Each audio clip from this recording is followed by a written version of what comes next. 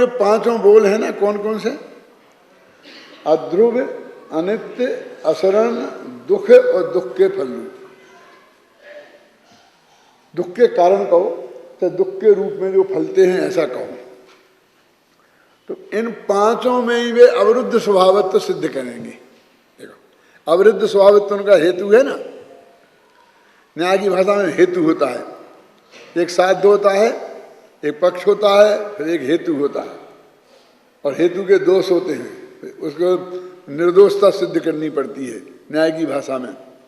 तो उनका अविरुद्ध स्वभावत्वात् कि ये अविरुद्ध स्वभाव वाला है, इनका स्वभाव अविरुद्ध नहीं है। अविरुद्ध स्वभाव अभावात्, अविरुद्ध स्वभाव का अभाव होने से। तो कैसे है अभाव? तो कहते हैं कि आश्रम अनित्य हैं और आत्मा नित्य है। देखो, तो आत्मा नित्य है ना, तो नित्य ही होता आश्रम, तो वे अविरुद्ध स्वभाव होता। तो अब इनमें अविरुद्ध स्वभाव का अभाव है। आत्मा ध्रुव है और ये अध्रुव है, ख्याल में ना। तो इसमें ध्रुवपने का अभाव है ना, अविरुद्ध स्वभाव है ध्रुवपना, और उसका अभाव है, इसलिए ये अध्रुव हैं और आत्मा ध्रुव है। ये असरण हैं और आत्मा शरणभूत है। ये दुख रूप में है और आत्मा दुख के अभाव रूप है। और ये दुख के कारण है, भविष्य में दुख मिले तो उसके कारण है। वर्तमान में दुख रूप है और भविष्य में दुख नहीं होगा, दुख के कारण है। और भगवान आत्मा दुख का अकारण है, उसके आश्रय से कभी किसी को दुख पैदा नहीं होगा। तो ये पांच हेतुओं से उनने यहाँ पर अविरुद्ध स्वभावत्व सिद्ध किया। अब इसमें एक बात और है मार्ग की, अभी अपन पढ़ेंगे कि लिखा है कि ये यहाँ ज्यों ये जीव जाने, लिखा जीव ऐसा जानता है, उसी वक्त वो तत्काल उनका अभाव हो जाता है आश्रमों का, कि तत्काल अभाव हो जाता है। तो फिर कहा ये तो हम तो नहीं देखा, हम तो जान लिया, आपने समझाया तो, और हमारे तो आश्रमों का अभाव नहीं हुआ। कि तुमने अभी जाना नहीं ढंग से, आपने तो जान लिया ना। अब हमें आप समझाओगे, आपने तो जान लिया ना, तो आपके आश्रमों का अभाव हो गया क्या? क्यों क्यों धोखा देते हो? देखो, अभी इसमें देखो मार्ग में बात है, ये तत्काल हो जाता है, एक ऐसा हो जाता है यहाँ किया और उसके बाद हो जाता है, ऐसा अर्थ करते हैं। उसी को कहीं कहीं कहते हैं हुआ नहीं कि पहले ही हो जाता है। तीन तरह के प्रयोग इस समय सार में आते हैं एक ही बात के लिए। अभी 3-4 दिन प्रवचन के पहले आया था, सुबह के 8 बजे सुनते हो 7:40 का, उसमें आया था। क्यों शांति जी कि तीन तरह का, एक ही बात को तीन तरह कहते हैं। क्यों कि इसको तत्काल कहते हैं, फिर हुआ नहीं कि तत्काल हो जाए, तत्काल लिखा है ना, कि तत्काल माने क्या 1,00,000-2 लाख वर्ष में। ये क्या बात कर रहे हो? सर्वा सिद्धि के सम्य दृष्टि ने राग भिन्न और आत्मा भिन्न है, जाना कि नहीं जाना? फिर राग अभाव क्यों नहीं हुआ? कि हो जाएगा ना क्या, कि कब, कि 33 सागर बाद जब मनुष्य होगा और फिर उसके आदिनाथ भगवान आए तो 83 लाख पूरब, और तो ये तत्काल ही तो है। वो अनंत काल की अपेक्षा ये तत्काल है। क्या अर्थ पुरस्कार परावर्तन के पहले पहले हो जाएगा, एक तो ये अर्थ। फिर दूसरा उन्होंने अर्थ किया कि नहीं नहीं, यहाँ होगा और वहाँ हो जाएगा तत्काल। लेकिन उसी में क्या लिखा है संस्कृत टीका में, कहते हैं उसमें 34वीं गाथा में, पश्चात प्रत्याचष्टे, प्रथम जानाति पश्चात प्रत्याच, साफ साफ लिखा, पहले जानेगा और बाद में त्यागेगा, ऐसा लिखा। बाद में भी लिखा ना, और उसी समय ज्ञान प्रत्याख्यान है तो उसी समय त्याग हो जाता है। और आगे कलश में लिखा है कि वो ऐसा हुआ नहीं कि वो हो गया, ऐसा कलश है किसी को याद? कहाँ पर भी है याद? अर्थ से जी अभी ऐसा नहीं पूछेंगे फलाना कलश फलाना, ऐसा नहीं, मैं तो अर्थ से पूछूंगा। हैं वो तुम्हारा वो ऐसे उदाहरण है बहुत अच्छा है, वो तोय बद वाला होगा, वो भी है, कोई कलश है कि उसके पहले ही वेद ज्ञान प्रभावित हो गया। तो पहले अर्थ तीनों का एक ही है। अब यहाँ भी ये लिखा ना तत्काल, तो यहाँ तत्काल का क्या अर्थ है? क्या अभी दास सब तो निवृत्त हुए नहीं? तो इन्होंने बहुत अच्छा टीका में लिखा है, देखो मैं पढ़ के सुनाता हूँ। पहले आपके पेज में किताब भी रखी है आपने, लेकिन जो आपका अनुशीलन भी होगा ना तो उसमें भी टीका का अर्थ लिखा है। देखो, जिसमें बादलों की रचना खंडित हो गई है, ऐसे दिशा के विस्तार की भांति अमर्याद विस्तार है जिसका, और कर्म विपाक शिथिल हो गया है जिसका, ऐसा है आत्मा। आश्रव और जीव के बीच उक्त प्रकार का भेद विज्ञान होते ही, आया ना, सहज रूप से विकास को प्राप्त चित्त शक्ति से ज्यों ज्यों विज्ञान घन स्वभाव होता जाता है, त्यों त्यों आश्रमों से निवृत्त होता जाता है। अब ज्यों ज्यों त्यों त्यों आ गया, इसका मतलब बराबर पॉइंट टू पॉइंट है ये वाली। ऐसा नहीं 1 लाख रुपया है क्या क्या, तो हमने 1 लाख में 5 रुपया दिए तो 5 रुपया घट गए। अब हम गए तत्काल, जितने दिए उतने घट गए। जितना विज्ञान घन स्वभाव होता जाएगा उतना उतना आश्रमों से निवृत्त होता जाएगा। अब तू तो पूरा निवृत्त की बात करने लग गया। हमने तत्काल कहा था ना, तो तुम्हें कौन लग गया कि यह सब तो मौजूद है? अरे भाई, जब तुम पूरी तरह निवृत्त हो जाएगा, तो पूरी तरह आत्मा में विज्ञान घन स्वभाव से परिणमित हो जाएगा, तब पूरी तरह से निवृत्त हो जाएगा। तो अभी कहेंगे पंडित जी चैतन्य जी छावड़ा कि गुणस्थान पर बाटी से लगा लेना। जिस गुणस्थान में जितना वो विज्ञान घन स्वभाव हुआ उतना उतना आश्रम से निवृत्त होता गया। देखो अभी सोचो, आज ये एक ऐसे लट्टू आते हैं जे कि अपन उसे जलाओ ना तो धीरे धीरे धीरे धीरे उनका उजाला बढ़ता है। क्या होता है ना, ये एकदम ऐसे हो जाता चमक, ऐसा नहीं होता है।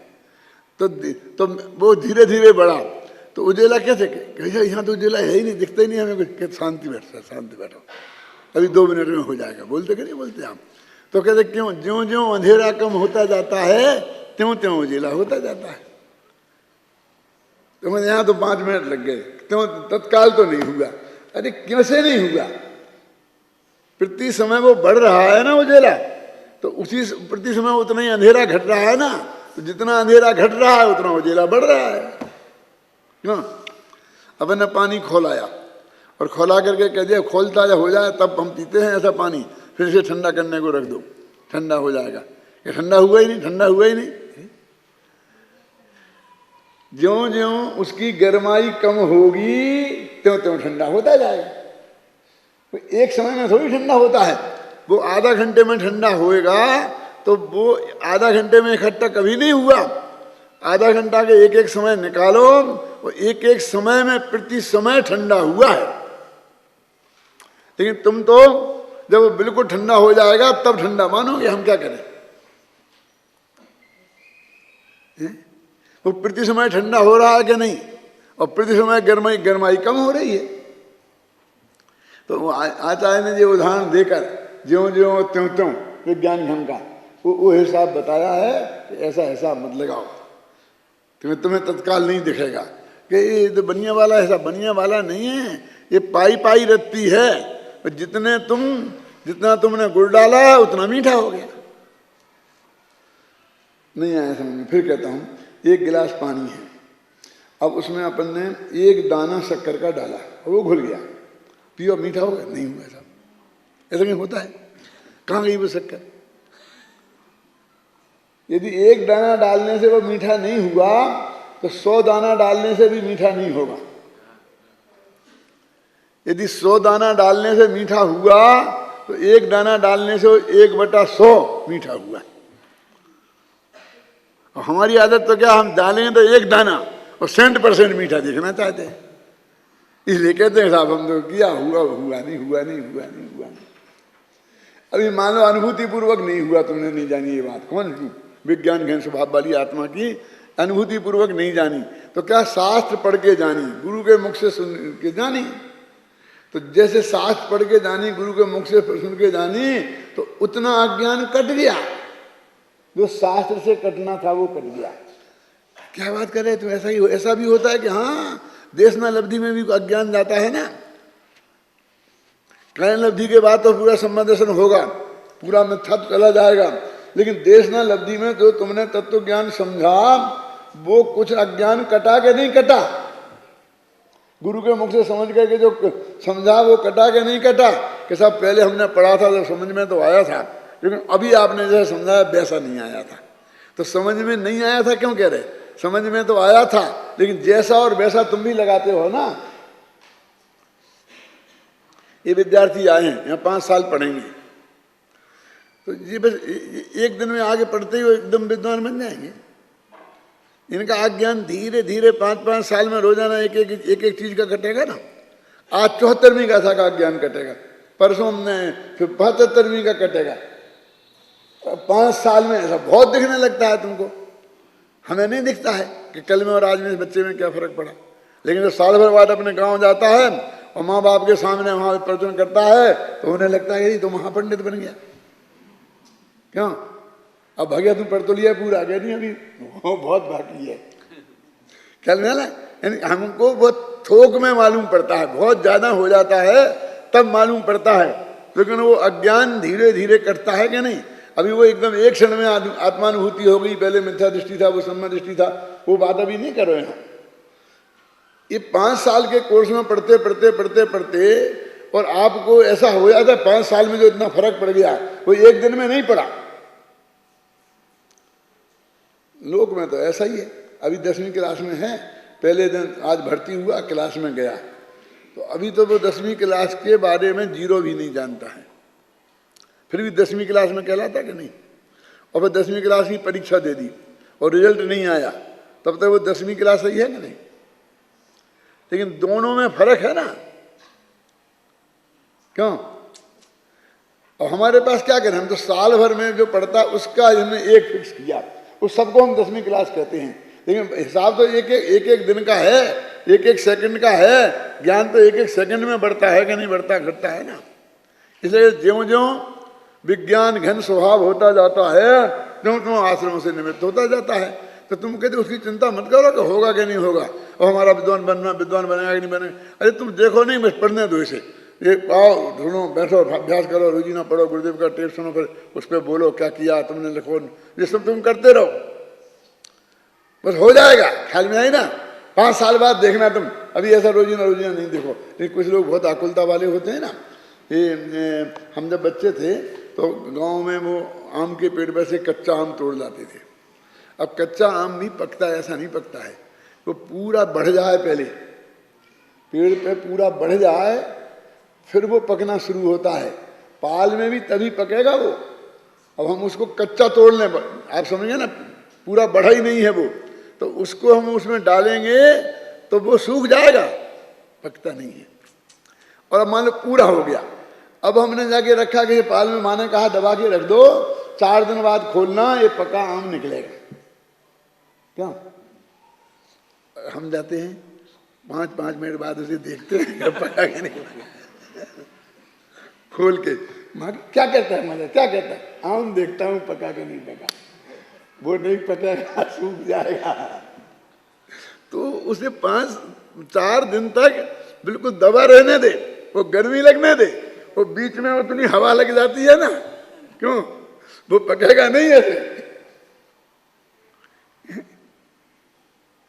समझ गए ना। तो इसलिए कहते हैं वो कि ये सब ऐसा धैर्य वाला, वो काम नहीं हुआ ऐसा नहीं है, काम हो रहा है। तो उन्होंने कि तुम तो ये 5 बातों का निर्णय करो। कौन सा, कि भगवान आत्मा नित्य है और आश्रम अनित्य है।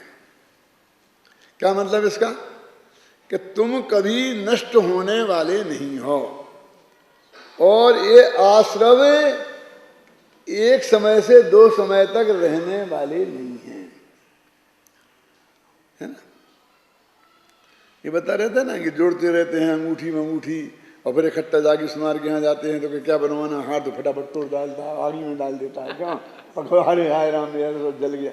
अरे नहीं जलता है, उसका सब बेकार जलेगा, मैल जलेगा। क्यों? सोना जलने वाला नहीं है, ख्याल में ना। ज्यों ज्यों बेकार जलेगा त्यों त्यों वो विज्ञान घन स्वभाव होता जाएगा, सोना सोने पने को प्राप्त हो जाएगा, अपने असली कलर पे आता जाएगा। कि डला रहने दो ना अंतर मुहूर्त तक उसे, ख्याल में ना। तो वो कहते हैं तू ये घबराना मत कि सोना जल जाएगा, तेरा भगवान आत्मा नित्य है, वो जलने। ओके, मैं समझना कि कितना ही आगी में डालो बेकार नहीं जलेगा। बेकार जलने के स्वभाव का है और सोना नहीं जलने के स्वभाव का है, समझेंगे। रेलवे के इंजन बनते हैं ना, तो उनमें तो भयंकर आगी जलाई जाती थी ना पुराने जमाने में। तो क्यों जी, वो लोहा गल जाता। तो अपन आगी पे करते हैं तो लोहा गल जाता है कि नहीं गल जाता है? कि नहीं, उसमें अभ्रक डाला जाता है। अभ्रक समझते हैं ना, मायका डाला जाता है ना। तो मायका में ऐसा स्वभाव है कि वो जलता नहीं है। क्यों? अब मैं आपसे पूछता हूं कि लकड़ी में कैसा स्वभाव है? ये लकड़ी है, इसमें जलने का स्वभाव है कि नहीं जलने का स्वभाव? बोलो क्या? नहीं जलने का है कि जलने का? जलने का। जलाना, इसे देखना, इसमें कुछ परमाणु ऐसे भी हैं कि जिनमें नहीं जलने का स्वभाव है। कपूर में नहीं, उड़ जाएगा पूरा, लेकिन इसमें वो राख बची रहेगी, कंडे की राख बची रहती ना। वो परमाणु ऐसे थे कि जिन्हें अग्नि जला नहीं सकती थी। देखो, इनमें भी ऐसा भेद है। फिर अपन क्या करें कि बाद में जो वो राख बची वो इसी का एक हिस्सा तो है ना, अब लगाओ उसमें आग तुम, अब नहीं जलेगी। अब वो वही परमाणु बचे। वो जलने वाले होते तो बिल्कुल राख भी नहीं बचती, और जितने राख बची रही कंडे में से वो नहीं जलने वाले परमाणु थे इसमें। तो ऐसा जो तेरे को ये पिंड दिख रहा है ना, इस पिंड में आत्मा नित्य स्वभाव वाला है, और ये आश्रम है वे अनित्य स्वभाव वाले हैं। वे आश्रम अनित्य स्वभाव वाले हैं तो वे आए हैं तो मेहमान हैं। अरे मेहमान है, 2 दिन 4 दिन जाएगा, वो जाने वाला है। और ये घर वाला कहाँ जाएगा? वो तो वहीं रहने वाला है। तो ये तेरे को बताने के लिए कि ये तू नित्य है और ये अनित्य है। तेरे शत्रु अनित्य हैं और तू नित्य है। देखो है ना, प्रहलाद की बुआ थी ना, प्रहलाद की बुआ, समझ गया क्या नहीं? उसको नहीं जलने का स्वभाव था, वो अग्नि में जलती नहीं थी, और वे समझते हैं प्रहलाद का जलने का स्वभाव है। तो प्रहलाद को गोद में लेके उसे बैठा दिया और आग लगा दी, क्योंकि प्रहलाद जल जाएगा, वही बचेगी नहीं। अब वहां तो उल्टा हो गया, वो जलने नहीं जलने के स्वभाव वाला जल गई, होली जल गई, होलिका जल गई। क्यों? और प्रहलाद बैठा रहा। यहां ऐसा नहीं होगा। आश्रम का स्वभाव अनित्य है, उन्हें नष्ट होने वाला है, और आत्मा का स्वभाव नित्य है। ख्याल में ना। अब ये अनित्यता अनित्यता वो तो कल मैंने बता दिया था ना, एक ही दिशा में घटना बढ़ना वो अध्रुव है, और विपरीत दिशा में घटना बढ़ना वो अनित्य है। अभी अपन तो ये बात कर रहे हैं, ध्रुव माने नहीं धूजना, अध्रुव माने धूजना। देखो ऐसा कपता रहता है ना किसी का हाथ, धूजते हैं, इसे अध्रुव बोलते हैं। ये नित्य है, अध्रुव है, लेकिन नित्य का मतलब ये हाथ यहाँ है, इससे ज्यादा यहाँ से खत्म, हाथ खत्म नहीं होने वाला है, लेकिन ये स्थिर भी नहीं रहेगा, धूजेगा। धूजा माने अध्रुव, बिल्कुल बिल्कुल हिल नहीं सकते, ये धूजेगा नहीं, इसका नाम ध्रुव।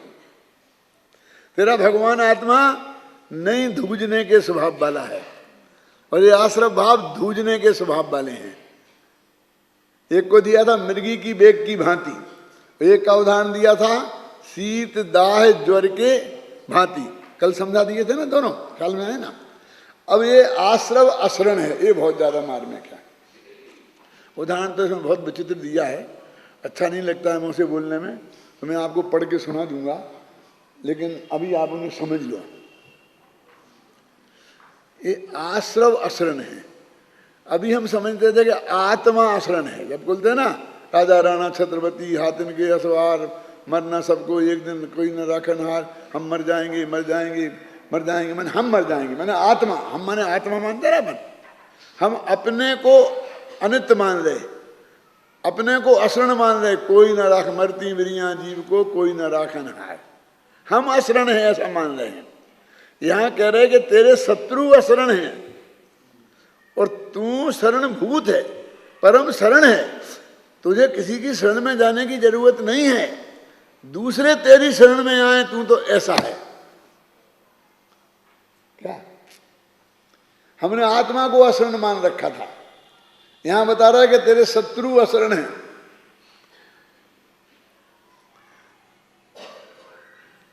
जब तू इनके पीछे पड़ेगा, इनके पीछे नहीं अपने पीछे पड़ेगा, तो इन्हें कहीं दुनिया में शरण नहीं मिलेगी।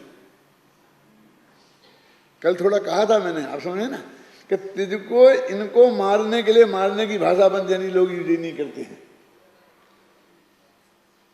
ये तो कहते हैं कि सब उन्होंने कर्म नष्ट किए, कर्म नष्ट किए, हे आदिनाथ भगवान तुमने कैसे की असविद किए कर्म चकजूर, तुम्हारी अचंभव आवे मुझे, क्या तुम्हारी क्षमा पर अचंभव आवे मुझे, किस विधि कीने कर्म चकचूर। हम तो चकचूर करने वालों को खूब लड़ते मरते देखते हैं, तो ऐसे चुपचाप शांत वैसे बिल्कुल पत्थर जैसे, और कर्मों को कैसे नाश कर दिया हमारी समझ में नहीं आता। हमने कैसे तुमने मेहमानों को भगा दिया, मेहमान आकर के अड़ गए, अब जाने के नहीं है, अच्छा खाता पीता घर, सुबह से उठ के आप चाय पानी को पूछो, बढ़िया सब खिलाओ पिलाओ, बढ़िया रहे, सब सेवा में हाजिर रहो, काय को जाए मेहमान, अड़ गए। तो तरकीब लगाओ, इनको गालियां बको, इनको मारो, डंडा लगाओ, ये जाएंगे।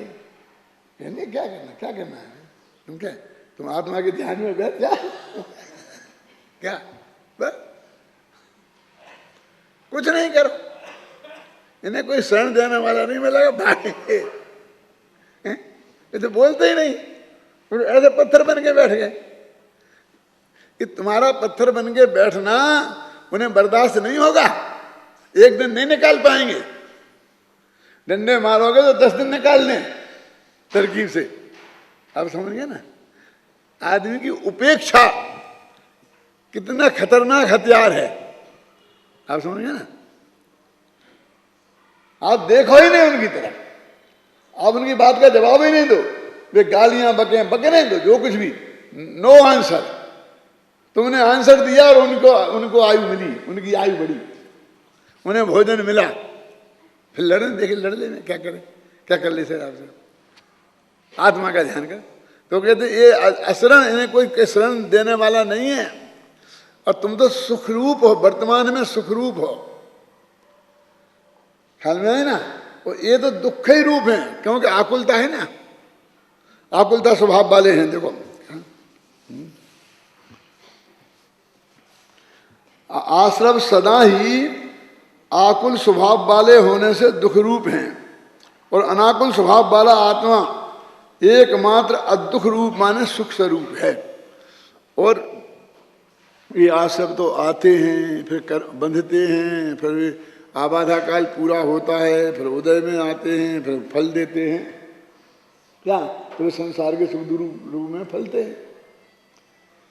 लेकिन भगवान आत्मा तो अनाकुल स्वभाव वाला है, इसलिए उसमें ना आना है, ना बंधना है, ना कुछ होने वाला है। इसका सुख कहीं से आना थोड़ी है, कि साथ अच्छा दुख तो नष्ट हो जाएगा, फिर सुख तो लाना पड़ेगा ना, तो जगह खाली हो जाएगी। क्यों कि एक गिलास में से पानी निकाल दो तो दूध लाके रखना पड़ेगा ना, फिर वो क्या समझता है कि दुख अभी तो दुख से भरा हुआ है, अब फिर निकाल दूंगा तो फिर सुख लाना पड़ेगा। कहते सुख का तो बना ही हुआ है, सुख लाने की जरूरत नहीं है, ख्याल में है ना। वो तो सुख स्वरूप ही है, तो ऐसा जब जानेगा जीव कि 4-5 तरह से विरुद्ध स्वभाव जान लिया, अविरुद्ध स्वभाव का अभाव है, अब वो कहते हैं कि क्यों निवृत्त नहीं होगा। लेकिन अब क्यों निवृत्त में सवाल क्या है कि वो निवृत्ति का एक क्रम है सुव्यवस्थित। अपने होता ना, एक तो होती है तत्समय की योग्यता, क्षणिक उपादान नंबर 2 है ना, तत्समय की योग्यता, माने जब जिस काल को होने की योग्यता है तब वो कार्य होगा। ये तो आप जानते हैं कि नहीं, क्यों बबलू? लोग कहते हैं हाँ पंडित जी बताओ कि असली काम तो वही है ना, असली कार्य की नियामक कौन है? तत्समय की योग्यता। तो आप बताओ तत्समय की योग्यता कैसे लाए? समझ में, प्रश्न समझ में आया संजीव? अरे अरे तत्समय की योग्यता लाई नहीं जाती है, होती है। वो समझ लें बहुत दूर है, अब हम उसे पकड़ के लाएं, हम ये प्रयत्न करें तो तत्समय की योग्यता आ जाएगी। वो उपादान नंबर 2 पकेगा, क्षणिक उपादान नंबर। अरे वो तो अनादि का नक्की है। पहले का कहने से लगता है, जब वो बोला था ना तेरा कल देवेंद्र, वो बोलता था दादा मेरी समझ में सब आ गया, आज आ गया समझ, मेरी समझ में क्या आ गया बेटा तेरी समझ में? ये आ गया कि जो लिखा है और जो पहले से नक्की कर दिया भगवान ने वो हो के रहेगा, दुनिया की कोई ताकत नहीं उसे पलट दे। आधा तो आया, आधा नहीं है। क्यों पलट नहीं सकता? मुद्दे की बात तो आई, लेकिन वो ये किसी ने नक्की करी है, किसी ने लिखी है।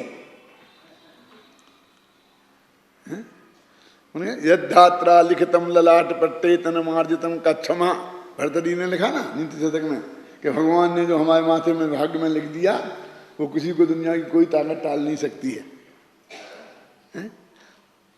तो नहीं टाल सकती, इस बात में निष्कर्ष में तो हम एक मत हो गए ना।